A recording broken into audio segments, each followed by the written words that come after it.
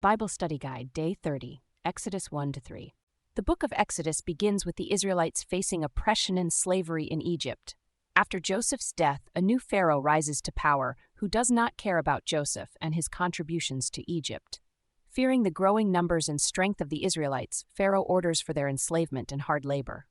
Despite their suffering, the Israelites continue to multiply and grow in number, fulfilling God's promise to Abraham. Pharaoh tells the Hebrew midwives, Shiphrah and Puah, to kill all the Israelite baby boys at birth. However, the midwives fear God and do not obey Pharaoh's command. Pharaoh then orders his people to throw every Hebrew boy into the Nile River. In the midst of this darkness and oppression, God works in mysterious ways to bring about his plan for his people. We see this when a Levite woman gives birth to a son and hides him for 3 months before placing him in a basket in the Nile River. Pharaoh's daughter discovers him and recognizes that he is a Hebrew baby.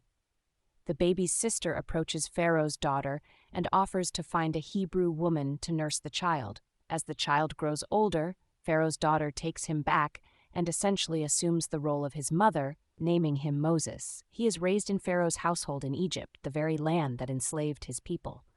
One day, Moses sees an Egyptian beating a Hebrew slave and kills the Egyptian in anger.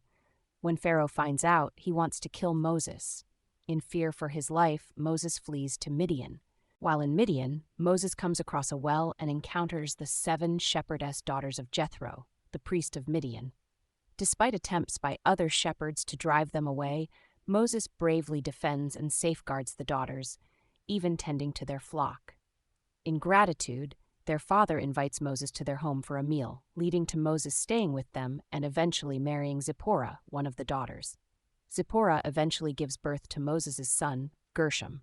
Meanwhile, the king of Egypt dies, and the Israelites who live in Egypt as slaves cry out to God for rescue.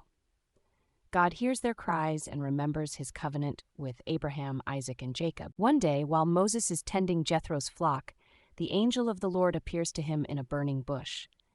God speaks to Moses and tells him that he has heard the cries of his people and has chosen Moses to lead them out of Egypt.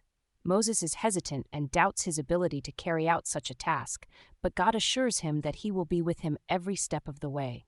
God also reveals himself as I am who I am, signifying his eternal and unchanging nature. He instructs Moses to go to Pharaoh and demand that he let the Israelites go. God knows the elders and people of Israel will listen to Moses, and he promises to strike the Egyptians with wonders until Pharaoh lets them go. Thanks for watching. If you enjoyed this video, please don't forget to like, comment, and subscribe to help us spread the word. God bless you.